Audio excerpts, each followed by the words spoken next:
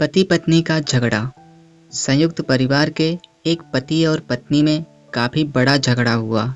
यह झगड़ा उन छोटे मोटे झगड़ों से ज्यादा गंभीर था जो हर पति पत्नी में सामान्यतः होता है, क्योंकि इस झगड़े में एक दूसरे की आलोचना करते करते बात इतनी बिगड़ गई थी कि पति और पत्नी एक दूसरे से अब तलाक मांगने तक बातें करने लगे थे। संयुक्त परिवार के बाकी के सभी लोग बहुत परेशान हो गए और वह सब किसी तरह इन दोनों को समझाकर इस झगड़े को खत्म करना चाहते थे।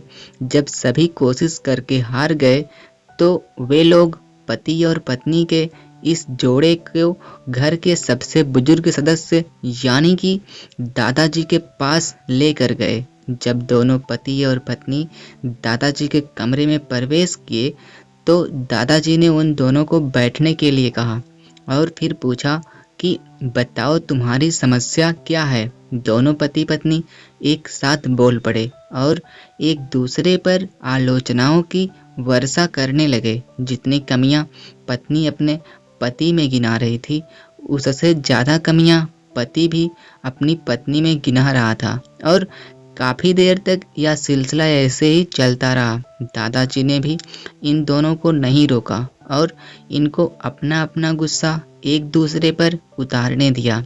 आखिर में जब दोनों एक दूसरे की बुराइयां करते करते थक गए और शांत हो गए, तब दादाजी ने उन दोनों से कहा, अब दोनों एक दूसरे की कुछ तो अच्छाइयां बताओ। जब अच्छाइयां बताने का समय आया तो दोनों ही पति और पत्नी एकदम से चुप हो गए। शायद गुस्से में उन्हें कुछ याद नहीं आ रहा था या फिर गुस्से की वजह से वह एक दूसरे की अच्छाइयां बताना नहीं चाहते थे। दादाजी ने यह बात भी महसूस कर ही ली। थोड़ी देर तक जब कोई भी नहीं बोला तब दादाजी ने कहा, अच्छा ठीक है, या लो पेपर और पेन और एक दूसरे की अच्छाइयाँ इसमें ही लिखो। पति पत्नी दोनों ने ही पेपर और पेन ले लिया और एक दूसरे से काफी दूर जाकर बैठ गए। थोड़ी देर तक ना पति ने कुछ लिखा और ना ही पत्नी ने। फिर पति ने पेपर में कुछ लिखना शुरू किया। उसे देखकर पत्नी ने भी अपने पेपर में लिखना शुरू कर दिया। काफी समय तक दोनों ने पेपर में लिखा और जब पेपर लिखावट से भर गया तो दोनों ही अपना अपना पेपर लेकर दादाजी के पास उन्हें देने के लिए चले गए। दादाजी ने उन दोनों के ही पेपर लेने से मना कर दिया और कहा कि अपने अपने पेपर एक दूसरे को दे दो और अब एक दूसरे के पेपर पढ़ो। दोनों ने एक दूसरे को अपना अपना पेपर दे दिया। वे एक दूसरे के पेपर को पढ़ने भी लगे। थोड़ी देर बाद पति और पत्नी दोनों के ही आंखों में आंसू थे। पेपर में अपने बारे में लिखी अच्छाइयां पढ़कर पत्नी तो फूट फूट कर रोने लगी। पत्नी को रोता देख पति उसे चुप कराने के लिए दौड़ पड़ा और माफी मांगते हुए उसे मनाने लगा।